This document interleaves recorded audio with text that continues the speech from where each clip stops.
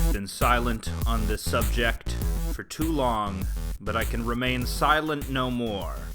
I want to talk about turn-based JRPGs.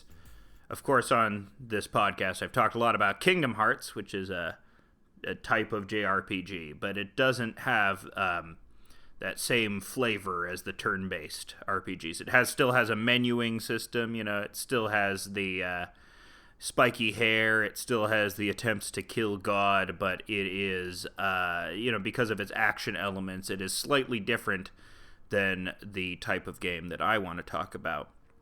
And not only do I want to talk about turn-based JRPGs, but I also want to talk about turn-based JRPGs that feature elements of urban fantasy, which is a genre I love and is, for some reason, at least by my reckoning, very unexplored in Western media, or for whatever examples of it there are in Western media. I think there could be a lot more. It seems like Japan has a leg up on depictions of urban fantasy. So let's start off by, one, I want to talk about turn-based JRPGs, and then second, I want to define urban fantasy before I get into three games that I really love and think define this genre and really get their hooks into me. But first, I want to talk about turn-based RPGs. Why do I like turn-based RPGs? Why do I especially fairly grindy turn-based RPGs? What is it about them that I enjoy? Because I see lots of video game people out there, people that otherwise love any type of video game, and they're like, I just don't get RPGs. I'm not into them. I don't, especially the ones where there's no action element, where I'm not in control of a character. I'm not controlling their movement really. There's a system where the immersion is broken by the fact that I have to go through a menu. I remember even my dad, I was playing RPGs as a youth, and my dad said he didn't understand. It's like, don't you want to just go up to the monsters and actually hit them? What's the point of having a menu as your middleman? That's not how fights actually work, right? Doesn't it break the immersion? But I think the issue with this is, yeah, sure, it's immersion breaking, but you're already playing a video game. I think, the need to constantly be one-to-one with reality is already a weird expectation of video games, something that's inherently unreal. Why are we always moving towards the idea that these need to be as realistic as possible or need to bear verisimilitude? Because I think often it plays out, you can see how well the Wind Waker ages compared to Twilight Princess.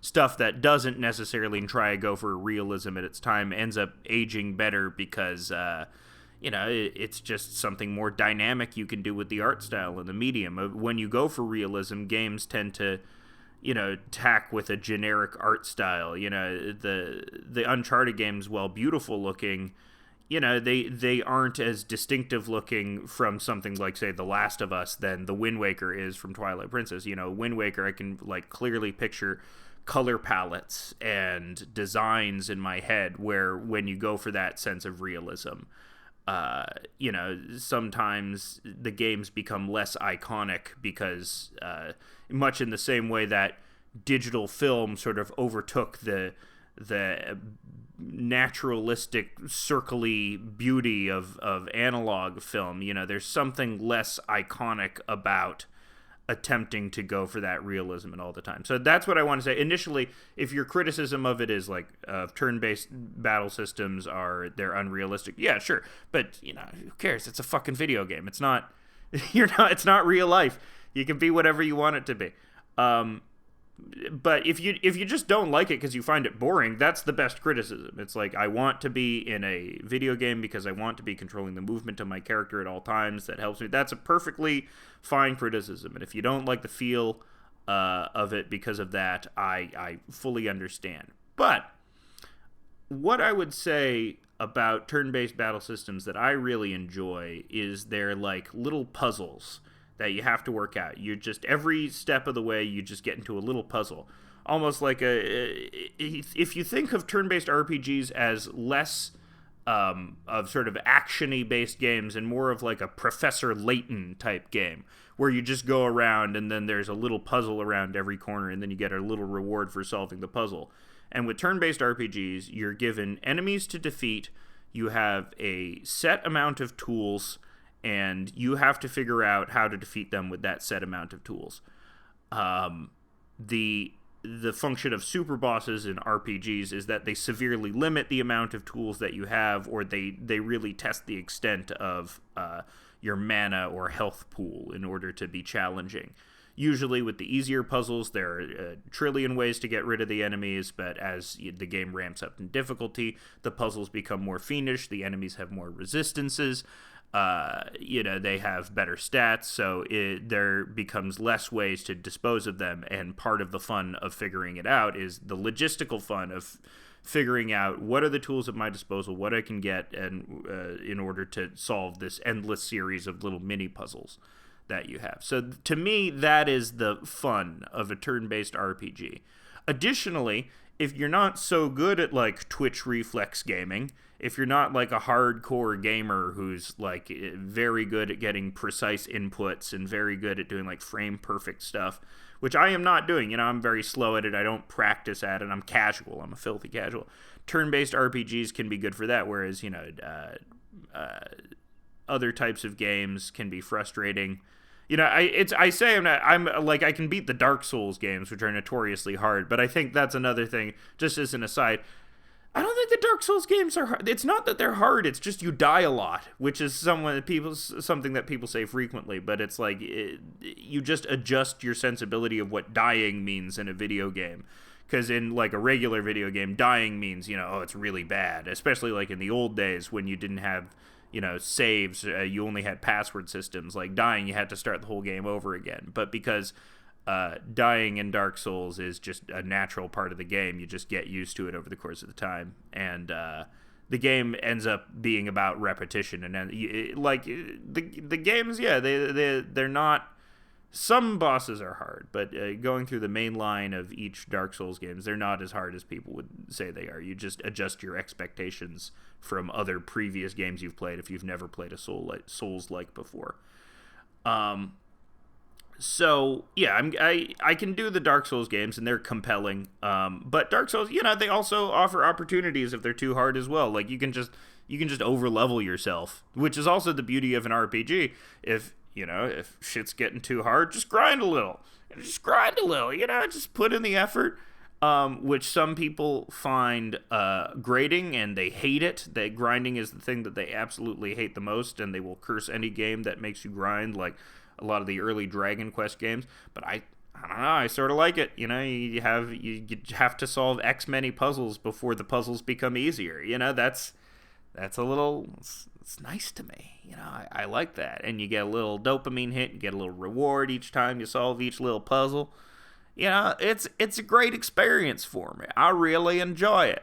I really like it. So yeah, the fun becomes less about a sort of, I accomplished this using my hand-eye coordination, and much more of like a logistical fun. Like, I figured this out in my brain, and then I executed on it effectively.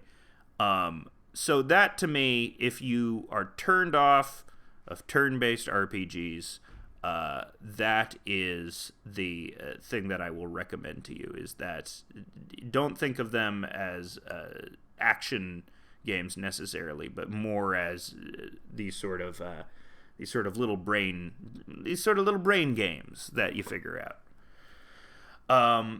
I also wanted to, give a definition of urban fantasy. Let's go on Wikipedia. Maybe Wikipedia will give a good definition of it. Or just on Google, on the Masterclass website, masterclass.com.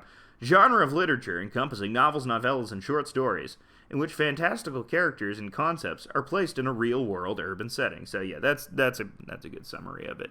Basically, magic powers, supernatural abilities, but you're in the city. There are dragons, but they're in a modern city, or So there are lots of. I think the most famous, absolutely the most famous urban fantasy turn-based RPG to come from Japan is Pokemon. Pokemon is a game that acquaints us all with the type of urban fantasy where you have these animals with superpowers, but the main action of the game takes place in a city, and that's what I loved about Pokemon as a kid, to me it was always like I would play these RPGs set in medieval settings, and yeah, they were pretty cool. I would play like the early Final Fantasy games or like something like Chrono Trigger, and obviously those are great games.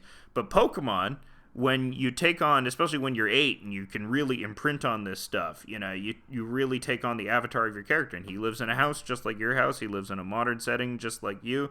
There's a feeling like even in Kanto, you're just going around an urban setting and you're meeting people on the street. And to me, that was always just infinitely more relatable and more compelling, because it was like heightening the world that I was already living in, or introducing a type of world that I was already familiar with. So it was much easier for me to get into the game and sympathize with the protagonist. Similarly, Earthbound is another great game which has this feeling to it, where these things that are sort of familiar to you, these everyday objects or these everyday people, the new age retro hippie, and parking meters, you're fighting them, you're fighting, dire wolves, forget about dire wolves, you're fighting parking meters, you're fighting things, and I sort of, yeah, to me that was if part of video games, part of your enjoyment of video games is to be immersed within it, or to have the world seem relatable to you in some way, which lends to that immersion. I think urban fantasy does this really well, and that's just it just also gets its hooks in me, because I imagine traveling around my own city, and I imagine having some sort of like a heightened atmosphere to it. There's magic in this world. There you can conjure stuff. There are magical animals around you. That's the success of Pokemon Go. It creates the enhanced illusion of reality. Who cares about a total fantasy? We can have a fantasy that is also familiar to us, thus acquainting us more with the actual messages and the actual nature of reality better, even though it is this a flight of fancy.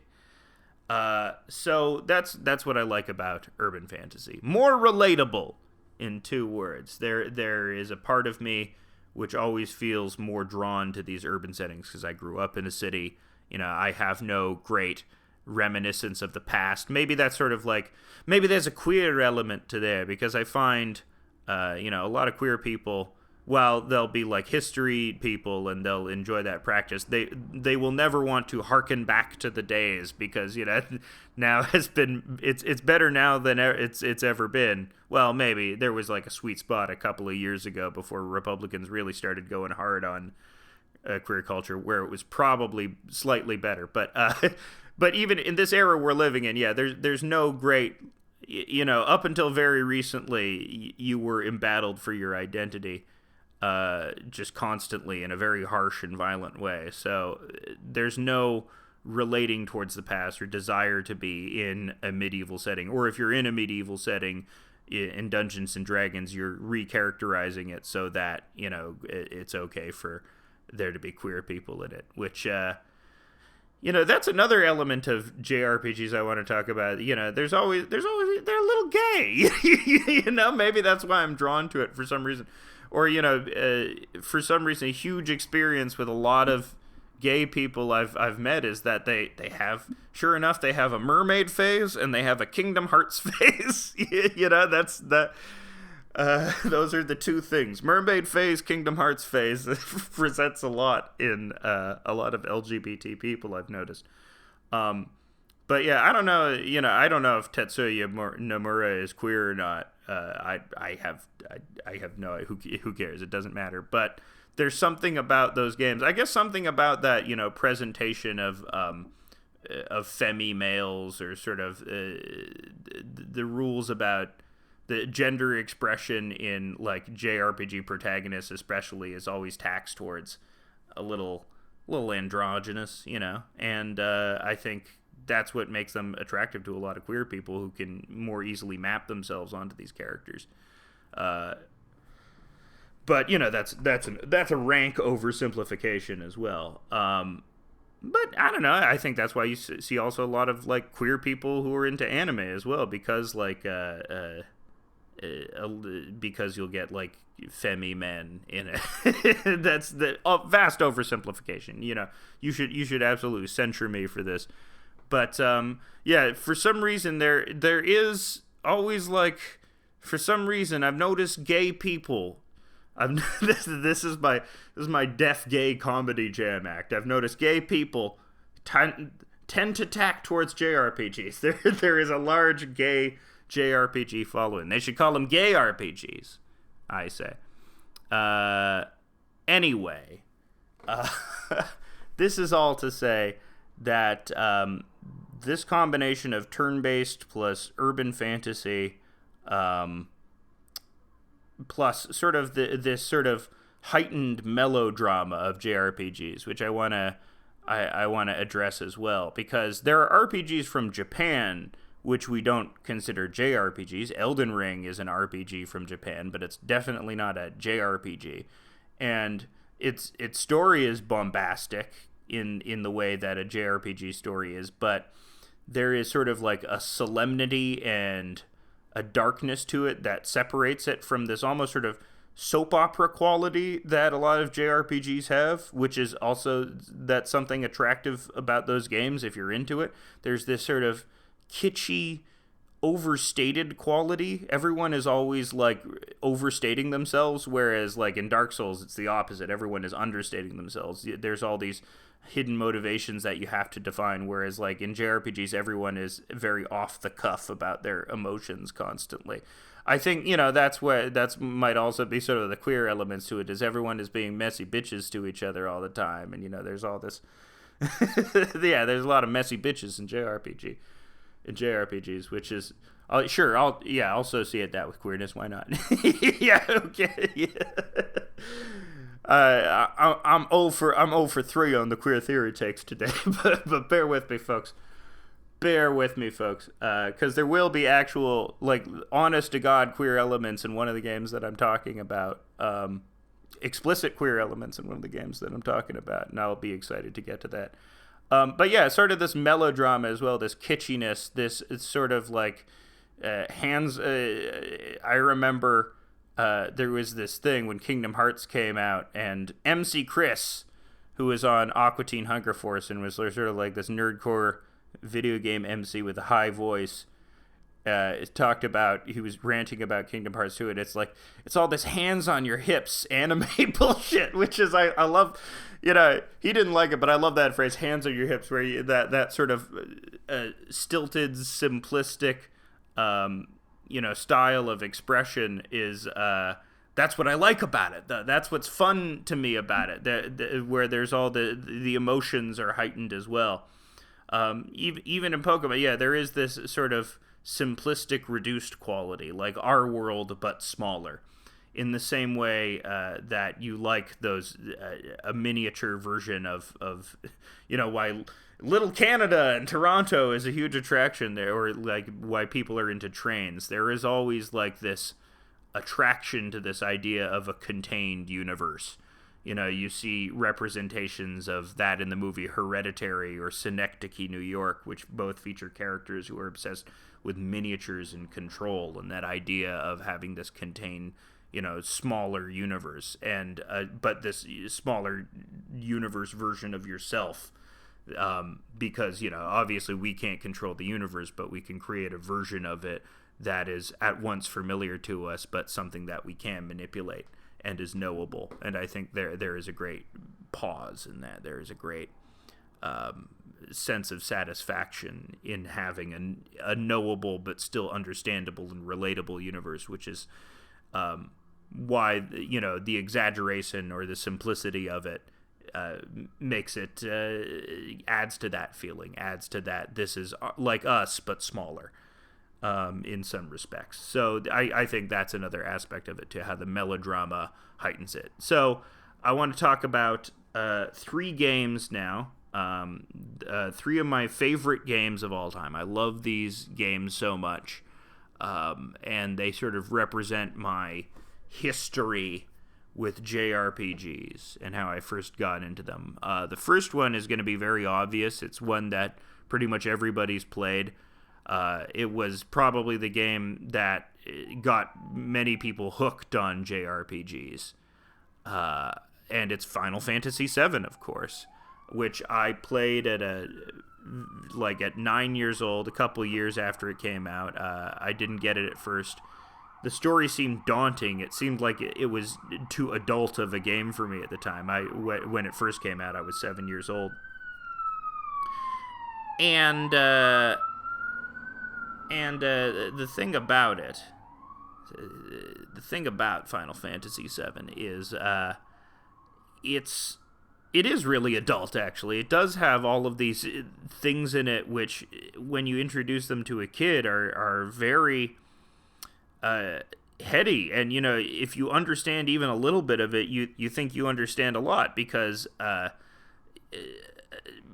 especially in its relationship to the environment, which is, that's primarily what Final Fantasy VII is about. What I really like about it, too, is a video game with, and the other video games I'm going to mention have a real ethos to them, or at least there is some sort of metaphysical idea they're exploring that is actually, the philosophical text is very important in the video game, which is what I like about them, too, where even if the stories are heightened, there is actually, a lot of thought put into this melodrama. There's a lot of understanding of conflicting values and our relationship to the world, and especially in Final Fantasy VII, it's what do we owe the world around us? What do we owe to preserve the world around us? Are we justified in doing eco-terrorism in order to fight the corporations? I think ultimately the game lands on yes, which is very, very funny.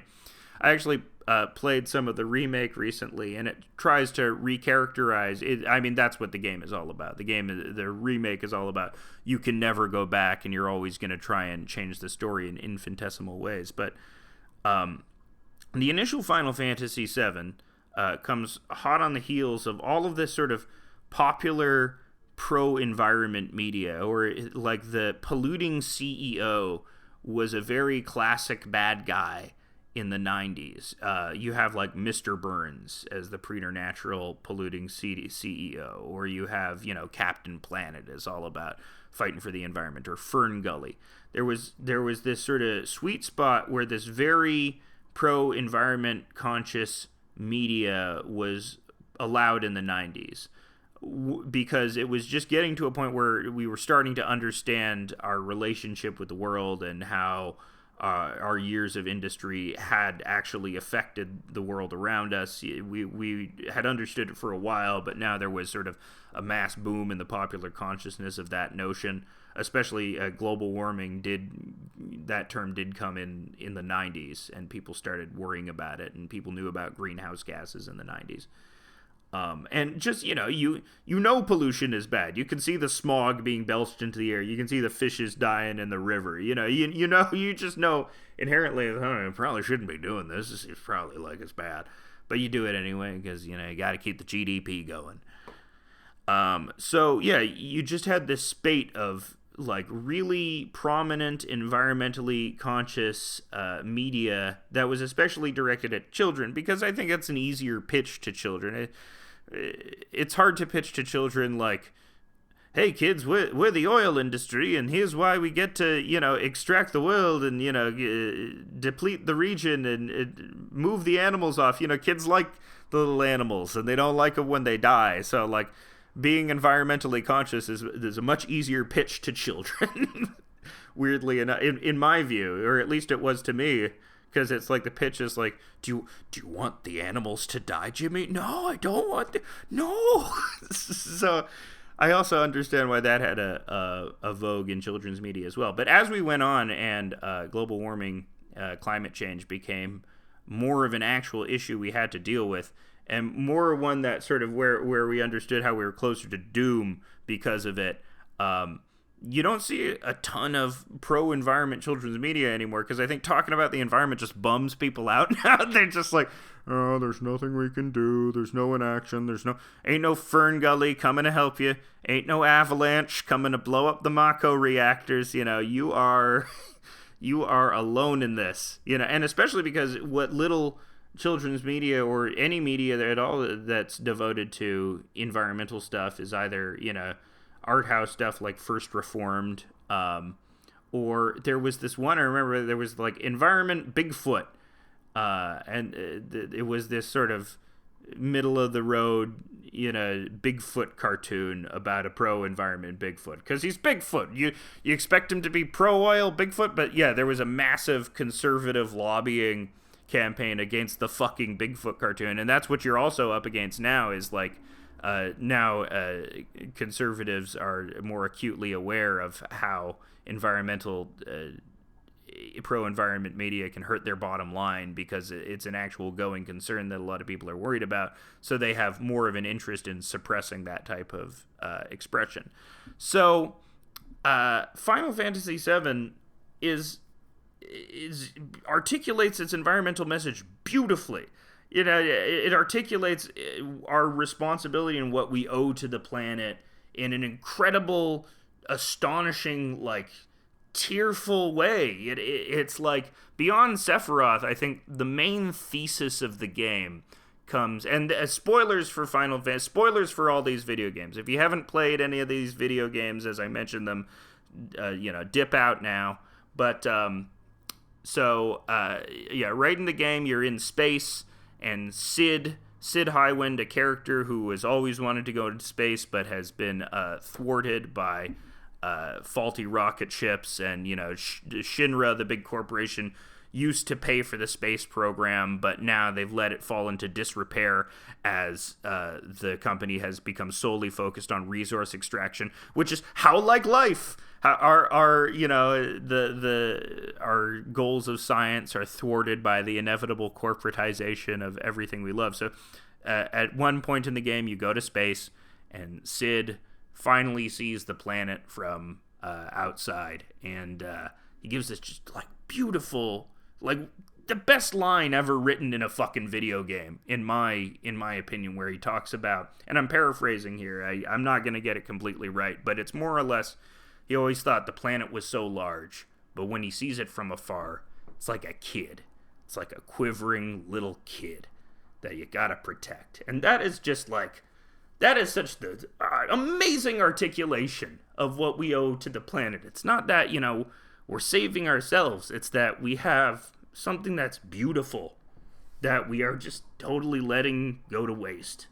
And, you can hear me getting a little, like, teary-eyed as I'm talking about it. That's how powerful this game is. That's how, like, great it is at articulating, if you really get into the characters, and if you really get into the setting, and if you really understand what's at stake, it really can get you motivated, actually, about wanting to do something. Maybe not eco-terrorism like Avalanche, but who knows? If that's your truth, but I really love that fucking line, and I really love this fucking game. It has, I talked about turn-based battle systems before, but even from the beginning, there's always been this quest to, we know turn-based systems are sort of boring, so we got to spice it up a little. So this has the active time battle element. You're still given a lot of downtime in the game, so it's not that much of a going concern.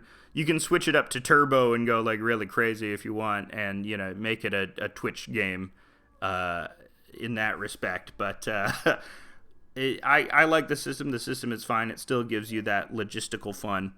But beyond that, I think what I really like about Final Fantasy VII is it's Tetsuya, I believe, it's Tetsuya Nomura's first run at character designer. Before that, the characters had been designed by the wonderful Yoshitaka Amano. But if you want to go Amano versus Nomura, it's a classic battle. Which one do you like better? I think more people will acknowledge that Amano is sort of like, there is sort of a classier quality to his artwork. There is a greater refinement to it.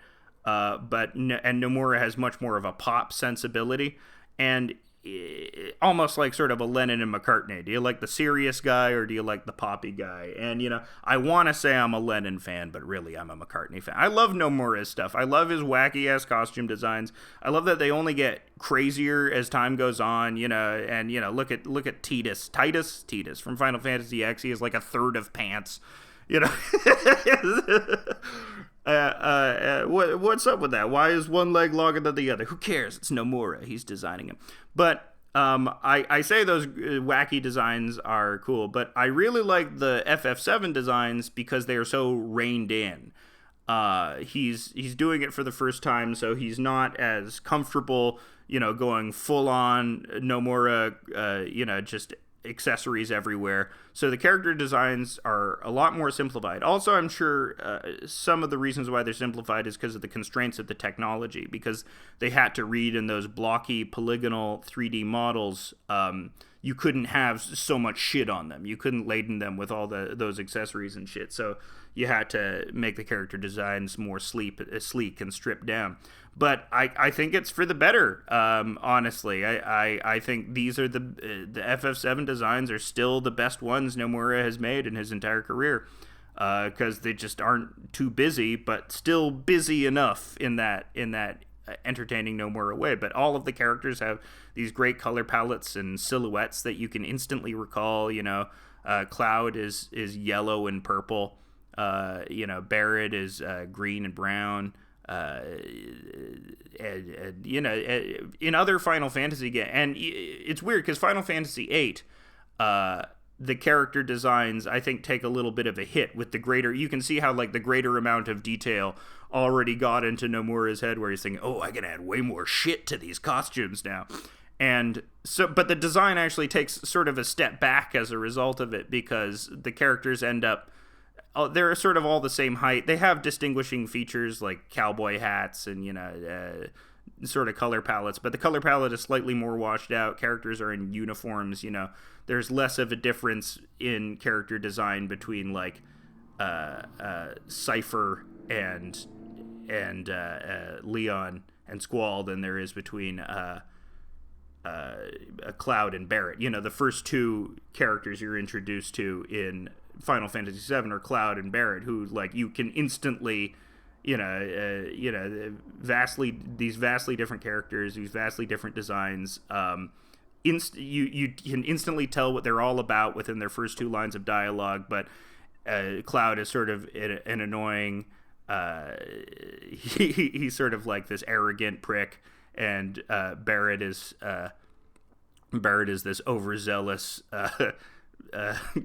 Very strongly opinionated person, and it makes for a great dynamic right from the beginning because there's instant conflict. I mean, there's conflict with Squall and Cypher, but they suffer from that sort of they're sort of blanks, they're both sort of stoic. Like Cypher's evil, but he's evil stoic.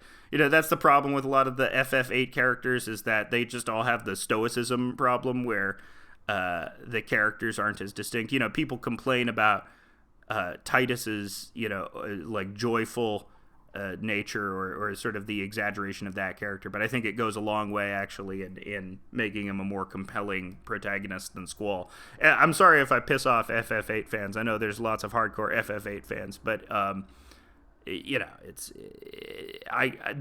are my opinions. These are my opinions. So you have this great character design, these instantly memorable every character is good.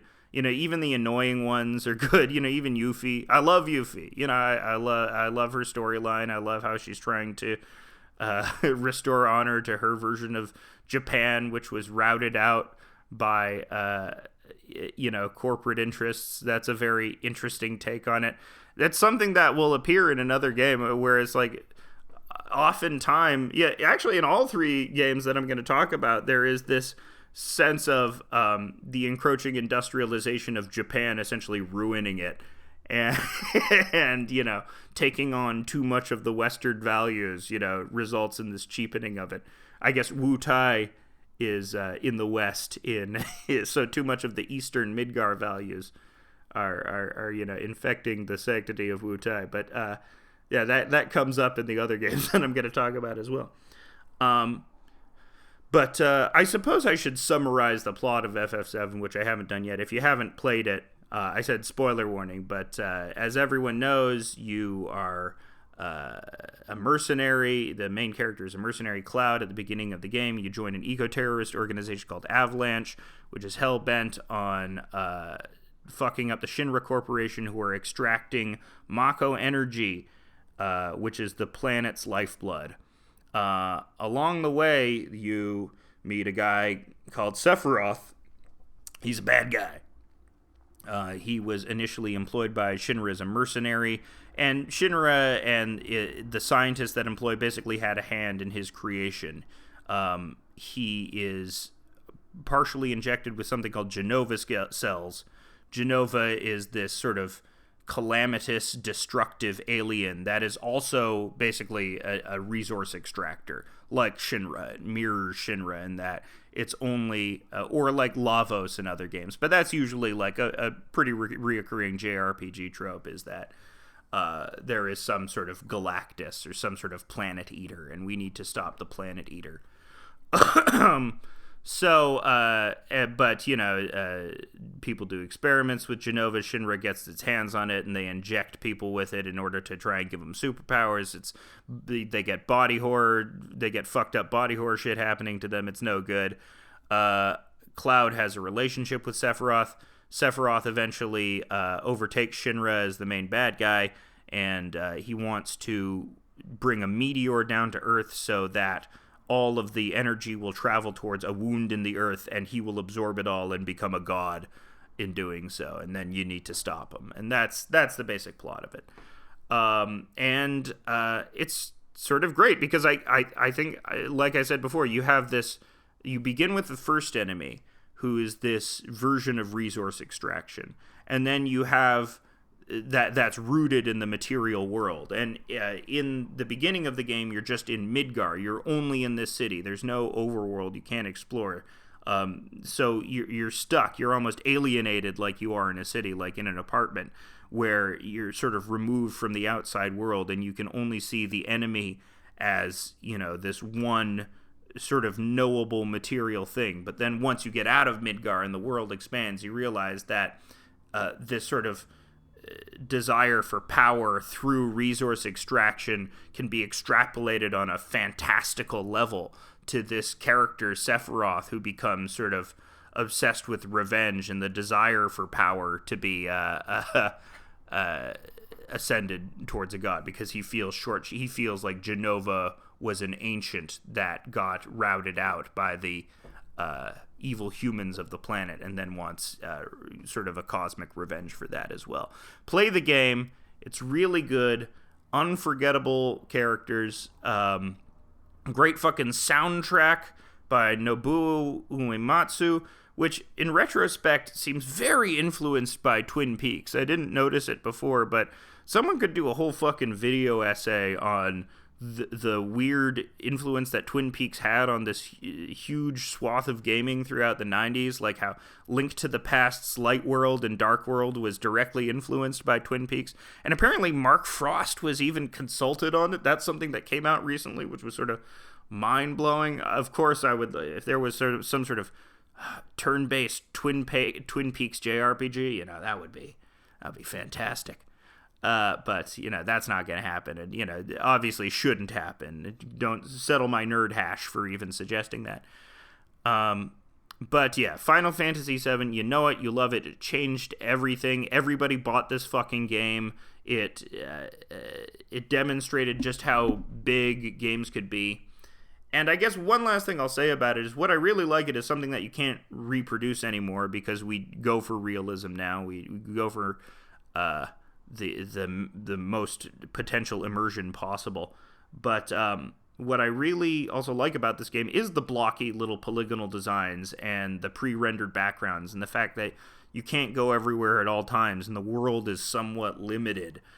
It's I think that's great, because along with that sort of fantasy or like D&D aspect that comes with a lot of RPGs, it allows you to fill in your own details about this world and, you know, imagine other stuff, which is like, I sort of like that about the video game. It gives you this room to imagine what the greater world looks like, or what it would look like in a better rendered background. There was like I remember like when there were like back in 1998 when they just all you had for your references of Pokemon were the Ken Sugimori drawings and the sprites themselves. So you would have to imagine what like a Pokemon would look like in real life. But as 3D technology got better, you eventually got that, and for some reason it was underwhelming. It was always less good than what it was in my imagination.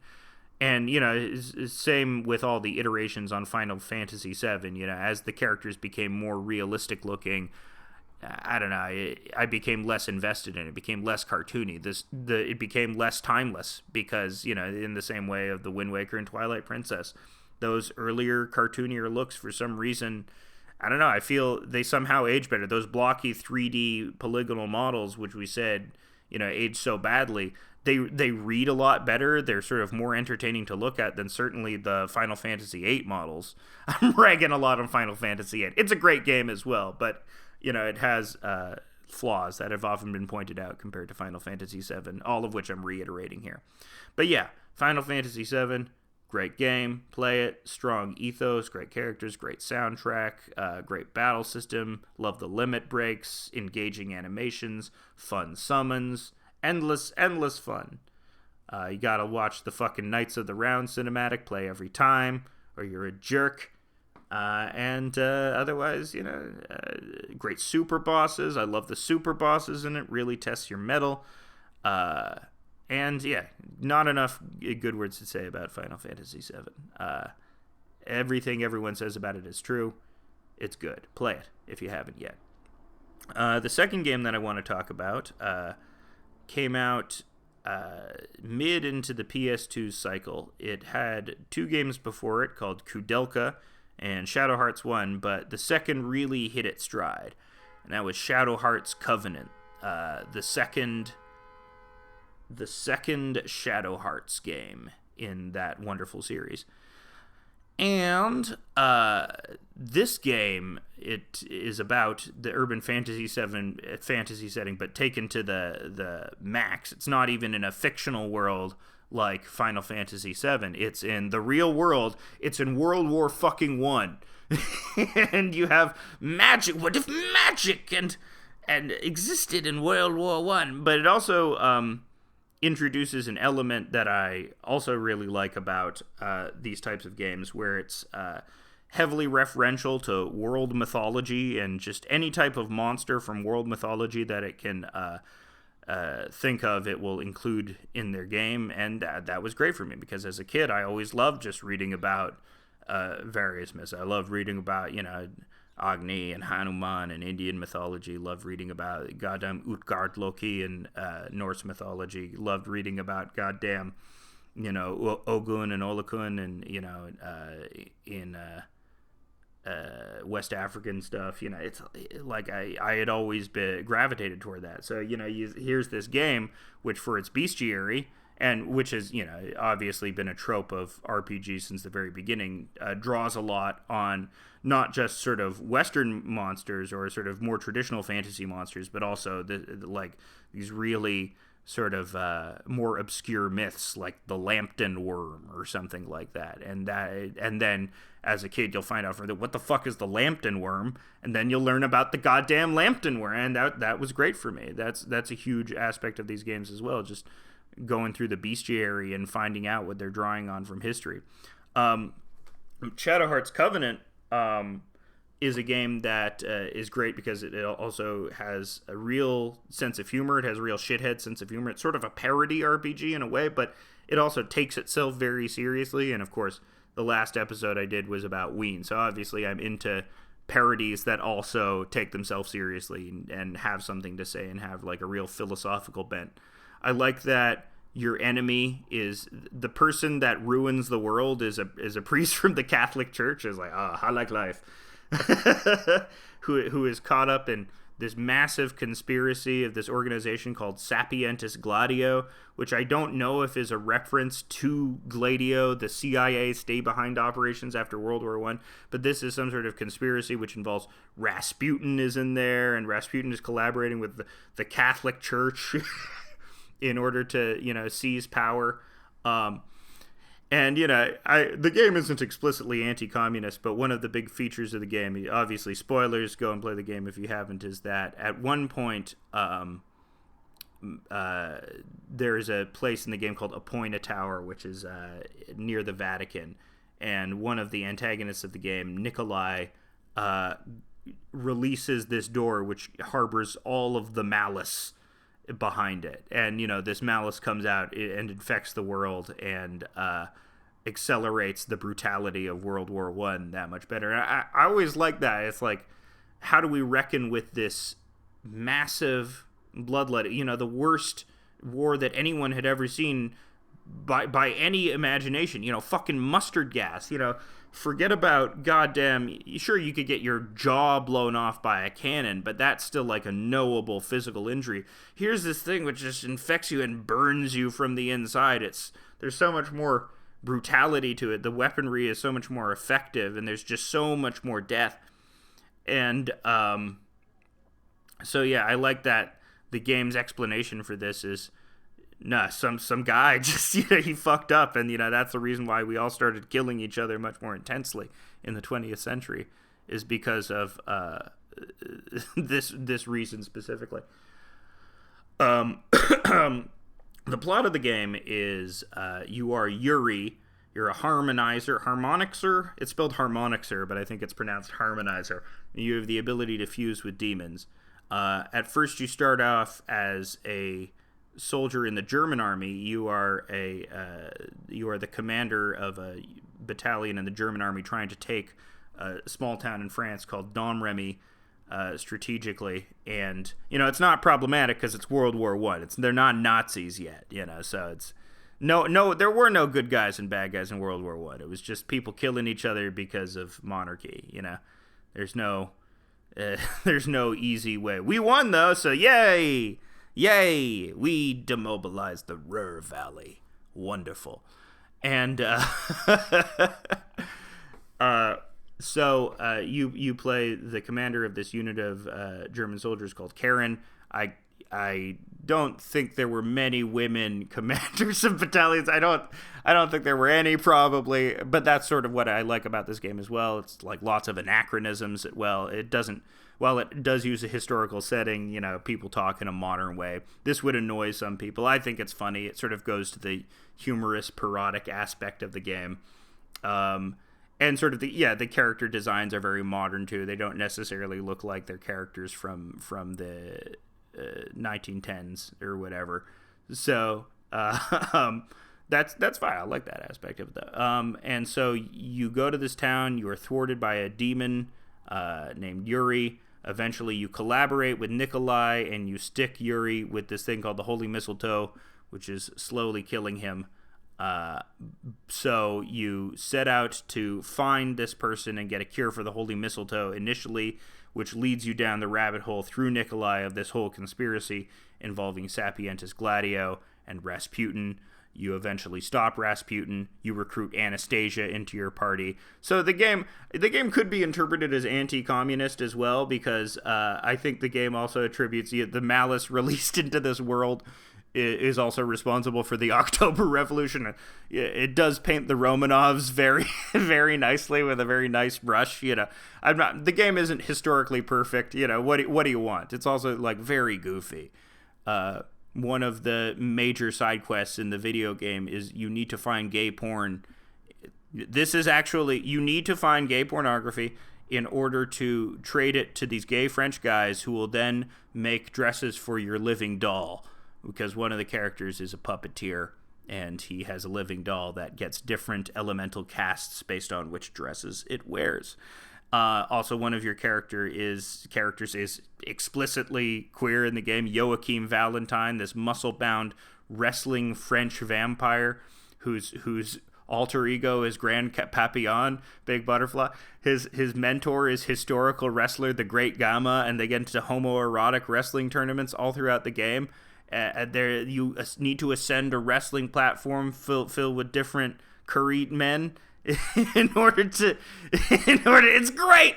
I love this game. I love Joachim so much. In order to level up his character, you just find shit on the road. You'll find like a mailbox or something like that, and then he'll pick it up and he'll use that as a weapon. And all of the scenes involving him are really bizarre and have this great twangy music to it to underscore the bizarreness of it. So you just have these very memorable characters like that in the game. He's probably my favorite character, Joachim. I love it. How can you not like a gay wrestling French vampire? You can't be that. Can't be that type of characterization. Oh, and he has dreads too. Yeah, sure. Why not? He has dreads. He's white and he has dreads. Sure, of course. Actually, this was the game that made me find out about the Solomon's Key, which if you're a fan of just looking at demonology texts or finding out like little lists of demons, then finding out about the Ars Goetia, finding out about the Lesser Key of Solomon is like a huge thing. There's this big collection and mission in the game, which you need to collect all the demon crests. You need to get Shax and Fornius and Murmur and all those guys, and need to put them in a very specific order in a little puzzle. And once again, it's puzzles. And once again, this game breaks sort of the perceived monotony of turn-based systems. It turns it on its head because it has this thing called the Judgment Ring, where every time you attack, you need to do an input on this little wheel where a needle scrolls around the wheel, and there are certain areas you need to hit in order for your attack to actually hit. Which is great because it involves that sort of... I know I said I poo-pooed the Twitch element of games before, but it's fun. It's obviously that's why you play video games a lot of the time as well, and because that's incorporated into this video games, I feel like I can actually recommend Shadow Hearts Covenant to people that don't like turn-based RPGs because it has that constant arcadey element of needing to hit the little strike zones on the Judgment Ring. So I think it would even appeal to people that don't necessarily like turn-based RPGs. But yeah, eventually you defeat Rasputin, but then another problem arises in the east, and it's Kato. And he is once again, like every RPG, trying to recreate himself as a god because he has lost something. In his case, his lover died, and he is trying to become a god. He's trying to become Susanoo, the classic god of storms in Japanese mythology, in order to remake the world in his own image. You fight on the field of Takemagahara. I'm pronouncing it incorrect. I'm sorry. Kato. Yeah, Kato. Did I say Mako? No, it's Kato. But so yeah, Kato, you also defeat him in the end, and it's a whole thing, and then there's time travel, and there's a twisty, and then it's the plot. It's like, maybe it's like an incest thing going on throughout the whole... What's going... That's weird. I love the ending of it too. Also, another, like, right in the middle of it, it's if Final Fantasy VII is about dealing with the environment, is Shadow Hearts Covenant is about how do you deal with the death of a loved one, especially like the death of a spouse, the death of your other half, your truly chosen romantic partner. How do you deal with that? And that gets reflected in the characters of Yuri and Kato. Yuri, who it's sort of rewarded in the end by he goes back in time and he's able to relive and get the good ending with his lover Alice. But Kato, ultimately, who seeks destruction, he needs to be thwarted because he is going about this temporal nonsense in a much more destructive way than Yuri. So I guess that's like, you will be rewarded if you do not necessarily try to destroy the universe in order to remake the image of your lover. Then you will be rewarded. If you defeat that guy, then you'll get to experience the love of your life again. Which is whatever. But I think the game really explores that. The big the big denouement of the game is this middle section where he's trying to get this book called the Emigre manuscript, which revives dead people, and he's trying to revive his dead lover. And there's this scene where he's going to his friend Roger Bacon, this Welsh wizard, and they're trying to revive Alice, and her body is sort of composing in this liquid goo chamber that they have going on, and she appears just a second, and it's her sort of torso, and her arms and legs aren't forming, and the center will not hold, and she is in existence long enough to just say, "I love you, Yuri," and then Yuri says, "I love you too," and he cries. It's great. Like, the animation is like dated, it's from 2004, and that might take you out of it, but it's really well written. It's genuinely emotional and lovely, and it brings you to a real place in the game, and you're actually really invested in this character. It also helps that Yuri is sort of a vastly more relatable JRPG protagonist than like Cloud, even Cloud, who also suffers from that stoicism problem. Yuri is like Yuri has that I'm sort of an arrogant asshole like Cloud, but he's cracking jokes.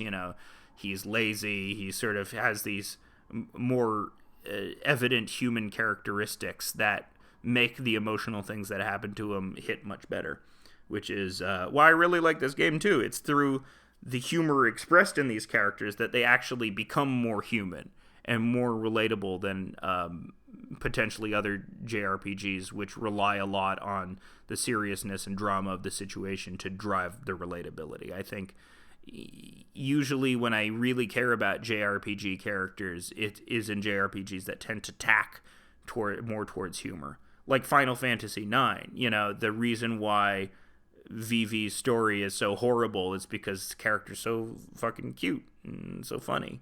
And, when you find out Vivi's fate and, what's happening to him, it's like, oh no, this cute thing is dying. It's dying. Oh no.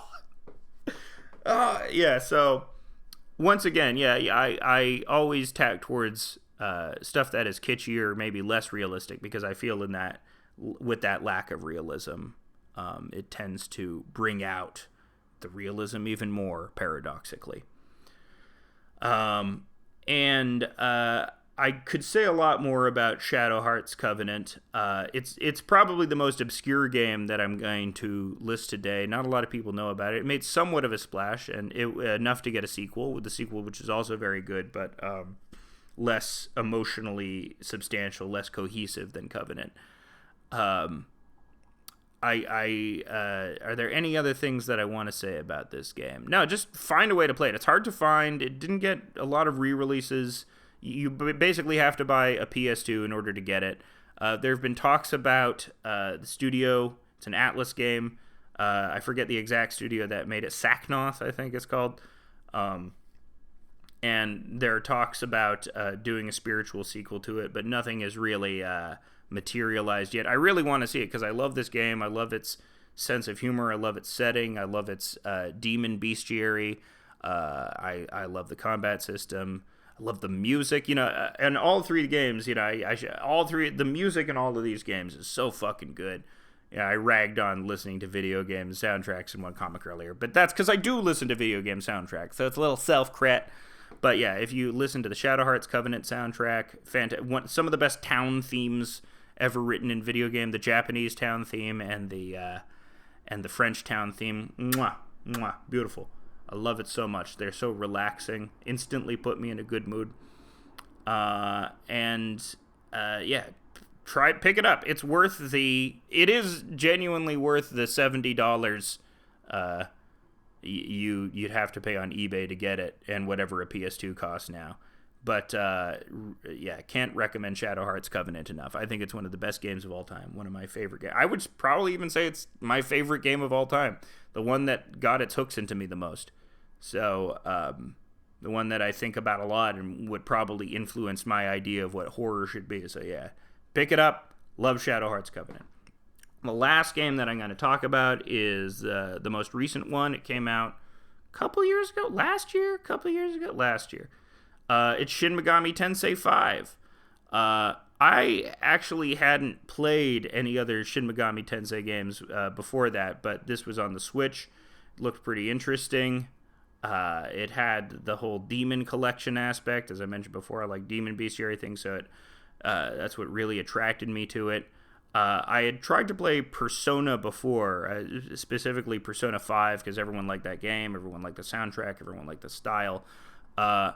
It was that sort of the social element of Persona, the Persona games, where you only have like a limited amount of time and you have the choices to develop relationships with certain people and you're going to have to discard other people. That actually stressed me out a lot, to the point where it's like, all right, I don't want to have to do multiple playthroughs of this, or, I don't want to have to consult a guide, because what if I, do the thing and now I can't talk to that person anymore and I've cut off that chain. And that actually, it created too much stress for me to really enjoy the other aspects of the game. And Persona 5 is a great game, from what little I've played of it. I love, you're going into people's mind palaces and destroying their mind distortion. You're curing mental illness by going into the heads of people and destroying their little demons. I guess you're not curing the mental illness, but rather you're sort of punishing them, but from the inside. Either way, the Persona games are good. Shin Megami Tensei 3 Nocturne is where a lot of people say the series really picks up or develops the elements that it has become known for today. It initially started as Digital Devil Saga and then spun off from there.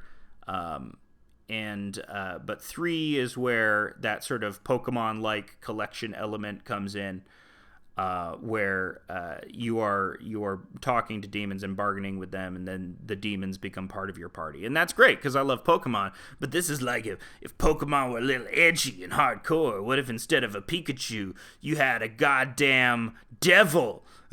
You had a guy, or you had a goddamn Mananangal or something like that. That's another thing that I love about this game is, however much obscure mythology, obscure world mythology Shadowheart's Covenant drew upon, Shin Megami Tensei draws from everywhere. Every culture is represented, and I love that the creatures are ranked.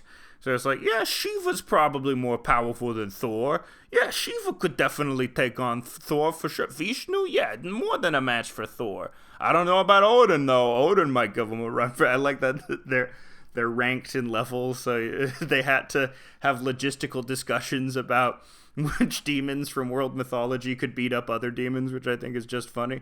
Yeah, Gabriel is not more powerful than Metatron. Metatron could beat up Gabriel. Which is, tickles this absolute... I would love having these... Who doesn't love having the who could beat up who conversations? But instead of doing it with superheroes, you're doing it with characters from world mythology. Which I think is so fun. That's totally up my alley. It just totally rings a bell in my head. I haven't played Nocturne. I wanna play Nocturne, Shin Megami Tensei 3 and Shin Megami Tensei 4. They look both great, but one thing that seems different about those games, and which seems to characterize the level design of them, especially, is that they're very linear. It's running through a lot of hallways, and you're in a lot of buildings. Because this is this game also builds on an urban fantasy setting, but you're in a post-apocalyptic urban fantasy. And so you're still within a city, but it's this bombed out city that has returned to nature. You're in the Netherworld, which mimics Tokyo, but is not actually Tokyo. Well, it is actually Tokyo. The Tokyo that you're in is an illusion of Tokyo. The game's plot is insane. Shin Megami Tensei 5, people lament the plot of Shin Megami Tensei 5. They don't think it's good. I think it's really fucking good, actually. I think Shin Megami Tensei 5 has a really entertaining plot. It's very anime-y, and the character speech is very stilted and has that quality, which, if you're not into, you're never going to be into. But I am into that, because I sort of like how everyone talks in, like, I don't know, everyone is sort of archetypical. They represent an archetype, and so they are talking in these sort of theatrical, speechy platitudes that represent that archetype, and I sort of like that declarative way of dialogue writing. I think it's very direct, which is useful in this game because the plot is whacked out. Obviously, spoilers ahead.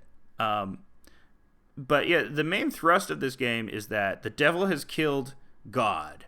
And it's not just any God, it is the Christian God. the devil has actually succeeded in killing the Christian god, who was basically the major god. He was keeping down polytheism because the world has accepted monotheism. He might not be the Christian god, but the god in this game is at least a stand-in for monotheistic religions. And Lucifer has killed him. So now there's an interregnum. Lucifer obviously has a claim to the throne being the thing which will remake the world. Just as in Final Fantasy VII, there's a seat of power that will remake the world. In Shadowheart's Covenant, there's a seat of power that will remake the world. Just as in this game, there is a seat of power that will remake the world. And you got to get to it. Lucifer's in control of it now, but he's, now everyone thinks that they can get to it. There's an interregnum. There's a big scramble for power because the guy that was in charge died. And who doesn't like a good interregnum plot? We like The Sopranos. We liked Game of Thrones up till it sucked. So, yeah, good interregnum plot. And there's all these factions that are trying to get to the throne. 3 specifically. And that sort of comprises the main plot of the game, is you meeting all of these factions, eventually getting to the throne, and deciding which of these factions to side with. One is the faction of the monotheistic gods, of sort of authoritarian absolutism, which are represented by the angel Abdiel and your classmate Ichiro Dazai, and then there's Shintoism. There's sort of many gods or polytheistic religions. But it basically takes the form of Shinto. It's the options you're given are Christianity versus Shinto versus atheism, and those are the 3 endings you can choose. Basically, is Christianity, Shintoism, and atheism. And the other faction embodied by your classmate Atsusa and the Prime Minister of Japan, who later turns out to be Tsukiyomi. I am the Prime Minister of Japan, but I am also Tsukiyomi, the god of the moon. I love this game. It's so great.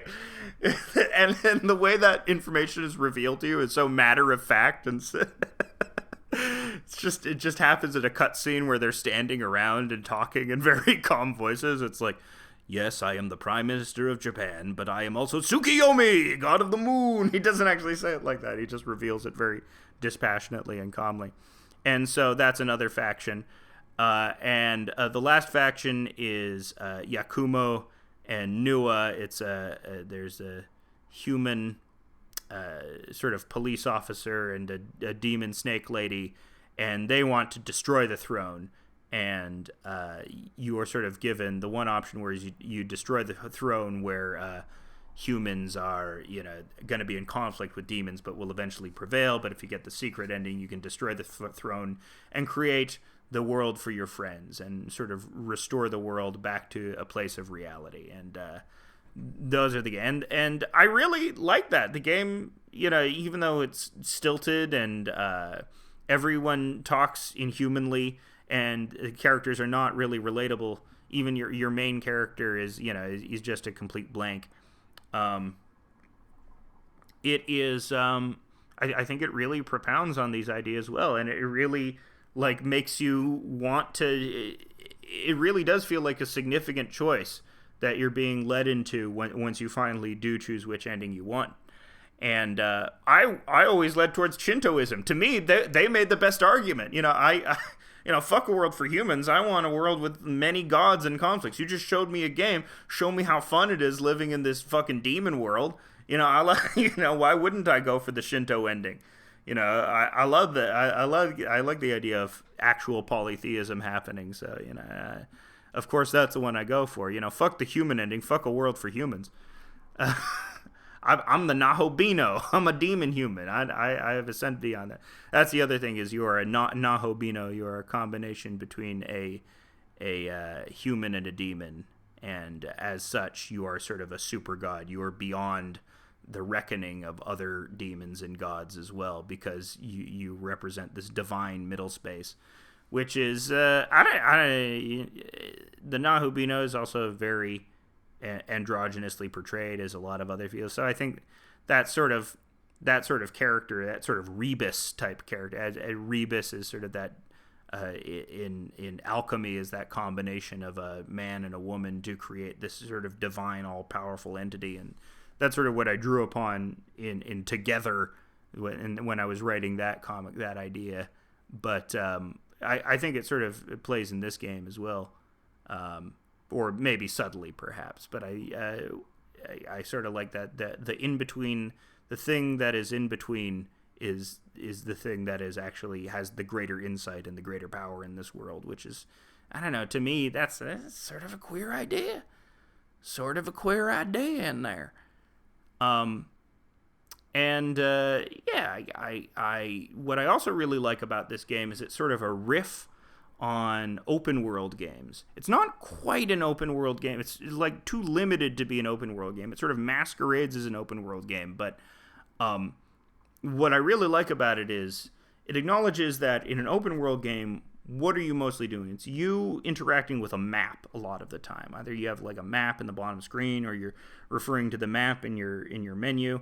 So this game sort of turns that on its ear by giving you a map, but the map is only top down. It doesn't show. It's not easily interpretable what the gradations are, or like how to get past certain ledges, or like if something is on a higher plane because you're only seeing it from top down, and you're on like the bottom of something that is above you. There's no clear, easy way on the map to locate how to get there. So at once the map helps you, but it also sort of works against you as well, which I think is actually a really clever idea.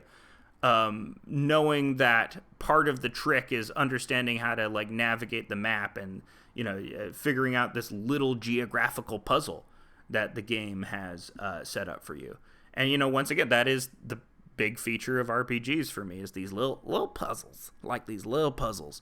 And I think the way you get treasure is by solving these little geographical puzzles. I think that's great. I haven't seen like a ton of games do that. Usually in FF7 it has something like that, but it's much easier to find the treasure because it's on those pre-rendered backgrounds. There's a much more limited way that you can approach stuff. Or in Shadow Hearts, it will show you the entirety of the space that you're in, so it's very easy to find treasure chests.